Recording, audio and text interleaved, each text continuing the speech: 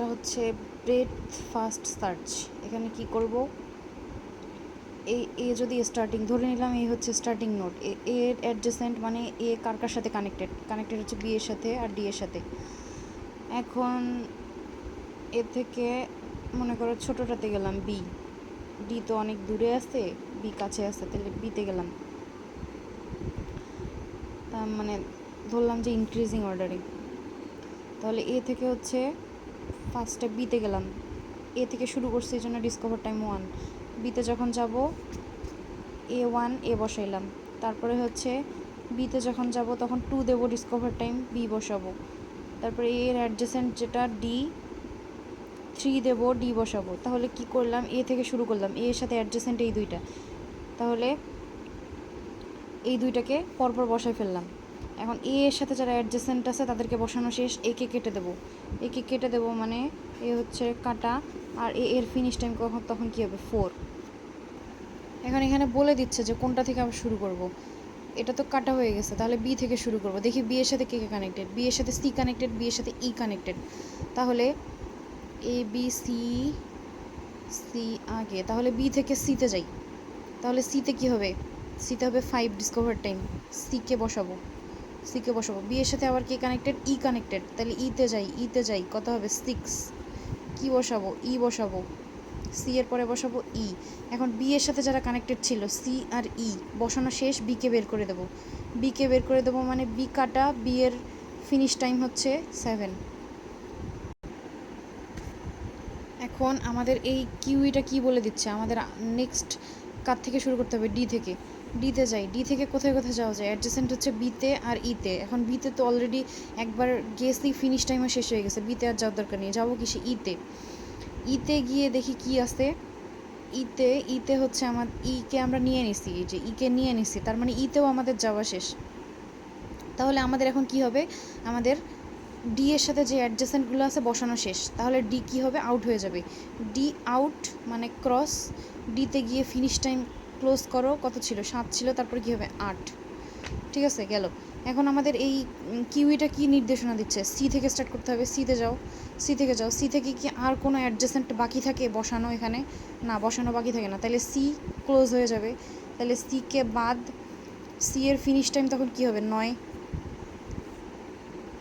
শেষ। এখন আমাদের কি নির্দেশনা দিচ্ছে, ইতে যাও। আচ্ছা, এখন দেখি ই থেকে কোথায় যাওয়া যায়, অ্যাডজেসেন্ট কী আছে, ই থেকে এদিকে যাওয়া যায় না, এদিকে যাওয়া যায় না, কারণ এই দুটো ঢুকছে, যাওয়া যায় না, তাহলে ই থেকে যাওয়া যায় জিতে, তাহলে বসাও, ই থেকে বসাও জি, আর এইখানে জিতে যাও, জিতে গিয়ে এখানে লাস্ট কত ছিল 9 ছিল না, এখানে জিতে বসাও 10, বসাইলাম 10।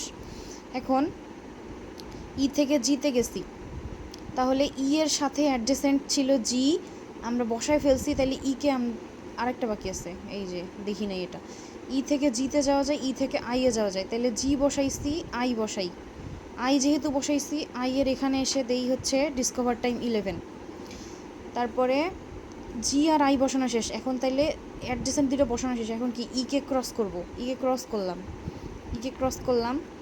ক্রস করা মানে ই এর এন্ডিং টাইম লিখতে হবে, তাহলে এখানে কত 12। এখন আমাদের এই কিউইটা কি নির্দেশনা দিচ্ছে, জি থেকে আবার স্টার্ট করতে, জিতে যাও, জি এর অ্যাডজেসেন্ট কি এফ আর আই তো একবার বসাইছে, আই আর বসানোর দরকার নেই, বসাবো কি এফ বসাবো, জি এর অ্যাডজেসেন্ট দুটো বসানো শেষ, এফ আর আই হ্যাঁ আছে, বসানো হয়েছে, তাহলে কি করব, এখানে হচ্ছে যখন এফ বসাবো তখন এফে যাও, এফে গিয়ে এখানে কত লিখতে হবে 12 হয়েছে, এখানে 13, তাহলে আমাদের জি এর সাথে অ্যাডজেসেন্ট দুটো বসানো শেষ, আই আর এফ বসানো শেষ।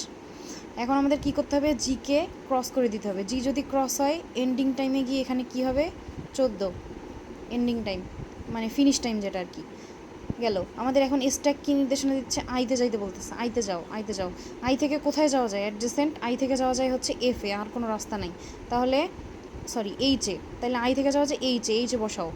এখন আই এর সাথে কানেক্টেড ছিল কি শুধু এইচ, তার মানে এইচ যে বসাইলাম, আমাকে আগে এইচের এখানে তো করতে হবে, টাইমটা গণনা করতে হবে, 15 বসাইলাম।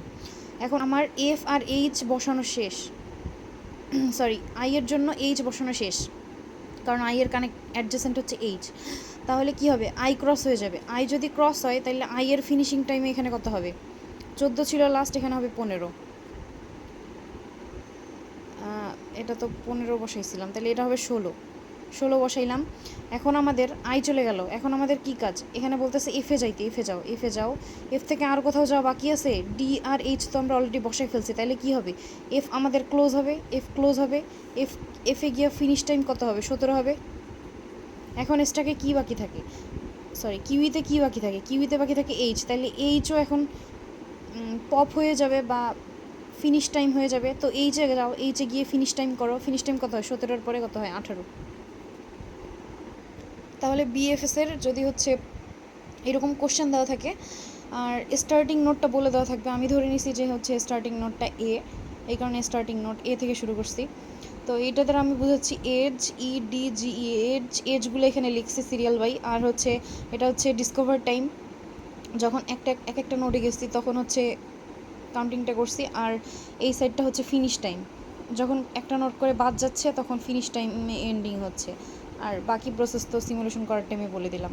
তাহলে BFS bread first search simulation বললে আমাদেরকে এই টেবিলটা দিতে হবে আর হচ্ছে এই কিউইটা করে দিতে হবে।